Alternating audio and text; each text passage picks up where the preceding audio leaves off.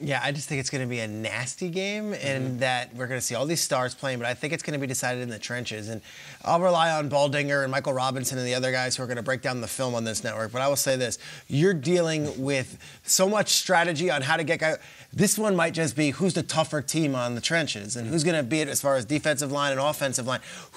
And they've been talking smack, and these guys like to talk smack, and I just can't imagine what's going to happen the first time that Jalen Carter comes out, and then it's going to be Trent Williams giving him a little edge. And on the other end, you've got obviously Chase Young and Bosa and these guys, and it's Mailata, and it's of course our big boy Kelsey. I think this is like the prequel to what they might be seeing later on. And I know we just talked about the Cowboys for a long time. I can't help but feel this feels a little bit like Cowboys-Niners of the 90s when they would play in the regular season around like week 11, week 12, and you knew they were going to play in the playoffs again. This is going to be part one, and if you really want to go back to last year when this thing really started, this is part two. Part three might be in January. So I'm just here for it. This is one of those, trilogy. My buddy Todd calls this a rocking chair game where you sit in a rocking chair, you throw the thing around, and you're just going to watch. Like, this is a rocking chair game. Just let me watch football. I don't want to have any predictions or anything. Let me just enjoy this game because this is what we do it for. This is why we watch Bears versus Panthers on a Thursday night, because we get this one on a Sunday, okay? This is the gift. That's Todd McShay who said that? That's my boy Todd. That's it. I love it. That's it. You like football, you like competition. This is where you want to be watching this game. And I'm excited for this one because you get to see the two heavy hitters go at it. And we talked about it. The 49ers last talked about, we lost Brock Purdy, the boo-hoos, all this, that, and the third. And Kyle, you made the point this week. You were like, Philly ran the ball all over them. So for this 49ers defense, all right, you got your quarterback back. All right, what are you going to do? How are you going to show up? How are you going to defend Jalen Hurts? How are you going to defend A.J. Brown and Devontae Smith and all of these guys? That's what I'm here to see. I want to see defensively how they step up and get their job done in order to let Purdy and Debo and CMC and all of those guys cook. Well, I think that's going to be the story. I think it's going to be Purdy. And this is a big matchup for Purdy and a lot of almost literal scar tissue against Philadelphia. And he's going against this defensive front. Like, you guys ruined my Disney movie. I was going to win the Super Bowl last year. I was going to be the biggest story in the history of sports. It is about the trenches. It is about the O-line, D-line. It's also this. And if you are really genuinely disliking the Niners and you're on the Eagles and you have a little wickedness about you and your name might be Hassan Reddick, you think you're not chirping maybe at Purdy, giving him a little bump, maybe you're going to make sure you pass rush him early. Brock Purdy had his world rocked. The entire team did about 20 seconds into the last time they played.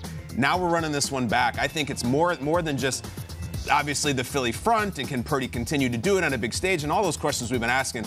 Also, I think this is a really personal game for Brock Purdy and the fact that this knocked him out of the game, out of the season. I want to see how Purdy shows up psychologically in this one. Look, we've made a million robot jokes about him. This is going to be the hardest he's had to compartmentalize and focus probably in his career. In that building, too, which is where the House of Horrors went down. Massive. Right? Back there in the same building. Like, I don't think he forgets stuff like that. And I'm looking at how Purdy composes himself. I expect he will. This is like a premier coaching matchup, too. Like, the Sirianni-Shanahan thing just all season long has been spectacular to watch from like a personality standpoint and a gamesmanship standpoint, and the way these two operate their teams and their organizations, I find completely fascinating. It's like the Mike McDaniel's experience Mike McDaniel is interesting and it's compelling and he says funny things, but the way Sirianni goes about his business on the sideline sometimes, the way Shanahan answers questions sometimes after games is fascinating. So those two and just where they are in their careers and what they have accomplished and hopefully what is to come for them, I find compelling as well. And Nick's going to lead into it this week. But Jason, as our ex-player, I ask you,